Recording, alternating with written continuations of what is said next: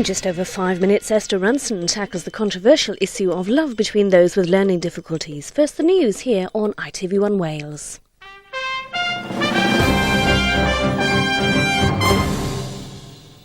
Good afternoon. The headlines now from HTV News.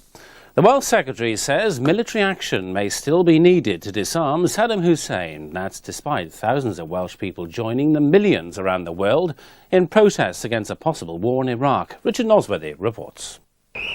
After yesterday's demos, the question now is what next? The thousands of protesters from Wales have made their views clear. The Welsh Secretary says he's listening. Do you say you're closer to the protesters' view or that of Tony Blair? Now, I'm fully in support of the Prime Minister, but the government is probably closer in our own views and our own concerns to resolve this matter peacefully if we can, than the demonstrators may be thought. Anti-war campaigners feel their actions putting pressure on Tony Blair. They're planning further demonstrations in Wales and England if a war is still possible. Peter Hain says any such military action needs international agreement.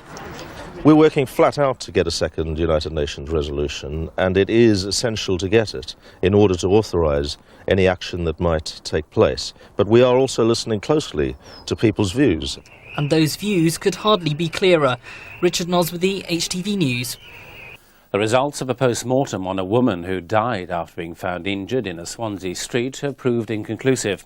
40-year-old Yvonne Williams from Penlan was found just yards from her home yesterday morning. Police are renewing their appeal for information. The Wales team touched down in Cardiff later after defeat by Italy in their Six Nations opener.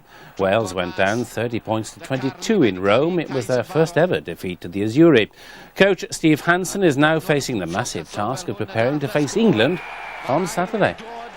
One of the things about getting a kick in the backside is it's painful, and you've either got to be stupid or absolutely hopeless to not learn from the experience. And this group of players aren't hopeless, and nor are they stupid, so you'll see a better attitude, I'm sure.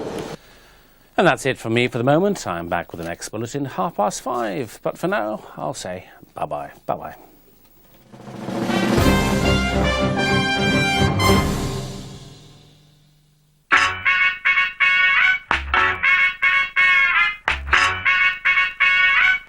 HTV weather with BMIBaby.com. Hello there. Well, day after day, it's one action replay after another at the moment. We've got high pressure in charge, and that's keeping things fine and settled by day and frosty by night until around about next Thursday, but more on that a little bit later on today. If we take a closer look then at this afternoon, mainly cloudy earlier on, but then some brighter spells appearing, particularly over towards the western side of Wales. Highs up to 6 Celsius, that's 43 Fahrenheit. Light southeasterly winds and another sharp frost overnight tonight, down to -5. That's it for now. Bye-bye.